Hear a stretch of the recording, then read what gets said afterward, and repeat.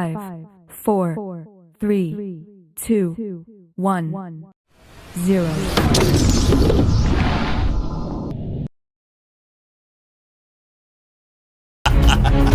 இப்பொழுது இந்த பூமி முழுவதுமே என் ஆட்சியின் கீழ் வந்துவிட்டது. அடுத்ததாக என் படையை சொர்க்கலோகம் நோக்கி திருப்பிவிட வேண்டும். அருமை அரசே, ஆனால் தேவர்கள் சாகா வரம் பெற்றவர்கள். அவர்களை வெல்வது எளிதல்ல. அதனால் என்ன சொல்ல வருகிறீர்கள் அமைச்சரே? அந்த தேவர்களை விட நான் பலவீனமானவன் என்று சொல்கிறீர்களா? இல்லை அரசே, அப்படி இல்லை. நான் என் அரசர் என்றென்றும் நிலைத்திருக்க வேண்டும் என்று நினைக்கிறேன். இந்த தேவர்கள் எல்லாம் நமக்கு ஒரு பொருட்டே அல்ல. நீங்கள் பிரம்மனை குறித்து கடும் தவம் செய்து சாகா வரம் பெற வேண்டும் என்பதே என் விருப்பம். இதைத்தான் குறிப்பிட்டேன். நீங்கள் சொல்வதும் நல்ல யோசனைதான். அதனால் நான் இப்பொழுதே போய் பிரம்மனை நோக்கி கடுந்தவம் புரிந்து சாகா வரம் பெற்று வருகிறேன். நரகாசுரன் ஒரு அடர்ந்த காட்டிற்குச் சென்று தன் தவத்தினை தொடங்கினான்.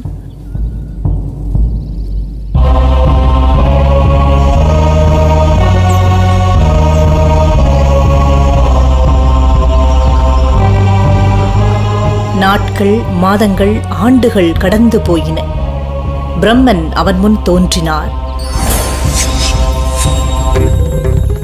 நரகாசுரா, உன் கண்களை திறந்து பார். உன் தவத்தினை மெச்சுகின்றேன்.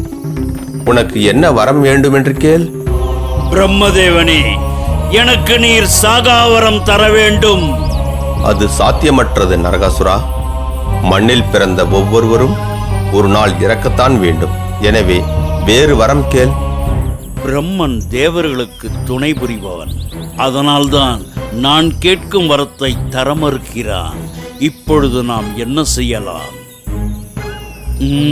சரி, இந்த வரத்தை கேட்போம். பிரம்மனே, நீங்கள் எனக்கு சாகா வரத்தை தர முடியாது என்பதால் எனக்கு மரணம் என்று ஒன்று நேர்ந்தால் அது என் தாயின் கைகளால் மட்டுமே நிகழ வேண்டும் என்ற வரம் கேட்கிறேன். உன் விருப்பப்படியே நடக்கும்.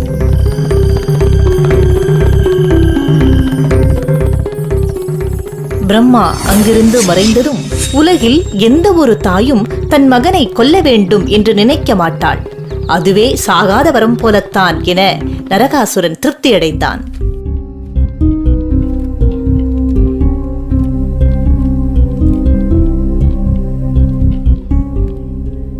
புதிய சக்தி கிடைத்த நரகாசுரனின் வன்முறை மேலும் அதிகரித்தது.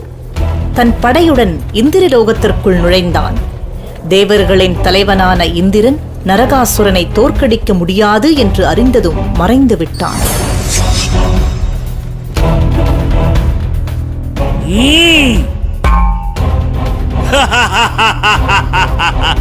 இந்திரன் பயந்து ஓடிவிட்டான்.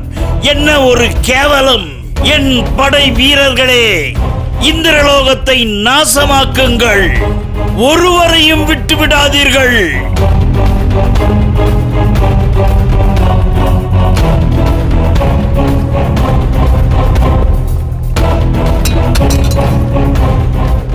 அரசே, நாம் மொத்தமுள்ள 16,100 தேவர்களையும் சிறைபிடித்து விட்டோம். இந்திரனின் தாய் அதிதியின் காதணியை கூட கைப்பற்றிவிட்டோம். நல்லது. இப்பொழுது அந்த இந்திரனை தேடுங்கள். 3 லோகத்தில் எங்கிருந்தாலும் அவனை இழுத்துக் கொண்டு வாருங்கள். அப்படியே செய்கிறோம் அரசே.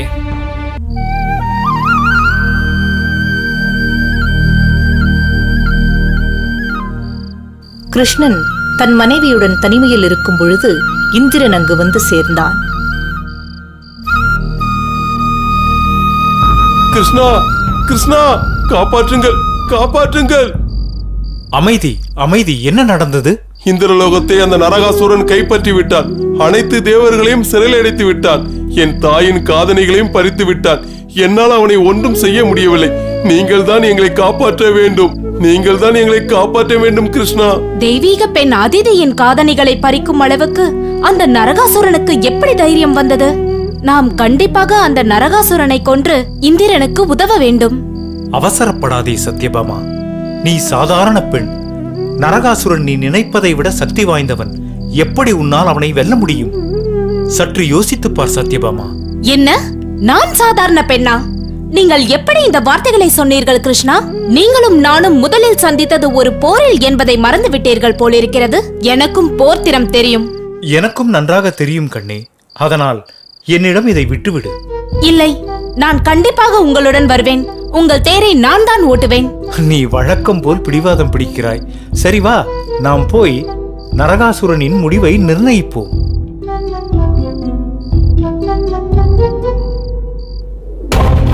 போர்க்களத்தில் ஏ கிருஷ்ணா, நீ என் சக்தியை குறைத்து மதிப்பிட்டு போர்க்களத்திற்கு ஒரு பெண்ணை அழைத்து வந்திருக்கிறாய். ஆனால் நீ உன் மனைவிக்கு முன்பாகவே செத்து விழுந்து அவமானப்படப் போகிறாய். நரகாசுரா, உன் தவறுகளை திருத்திக்கொள். உன்னை இத்துடன் உயிரோடு விட்டு விடுகிறேன். எதற்காக அவனிடம் வீண் பேச்சு பேசுகிறீர்கள் இறைவா? அவனது கதையை உடனே முடியுங்கள். கிருஷ்ணருக்கும் நரகாசுரனுக்கும் இடையே பயங்கரமான யுத்தம் தொடங்கியது.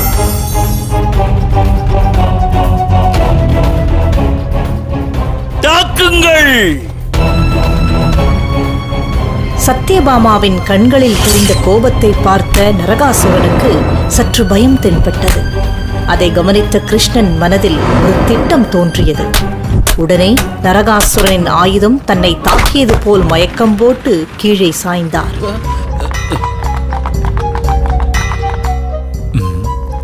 மயங்கி விழுவது போல நடித்துவிட வேண்டியதுதான். என்ன துணிவிருந்தால் நீ என் கணவனை தாக்கியிருப்பாய். உன் முடிவை எதிர்கொள்ள தயாராக இரு நரகாசுரா.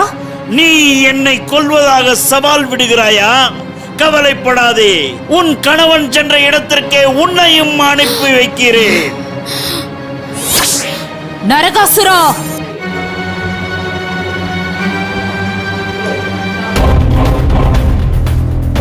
ஆத்திரமடைந்த சத்யபாமா தனது வில்லையும் அம்பையும் கையில் எடுத்தாள்.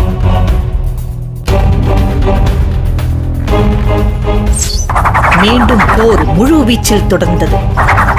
சத்யபாமா நரகாசுரனின் மார்பை குறிவைத்து ஒரு சக்தி வாய்ந்த அம்பை எய்தாள்.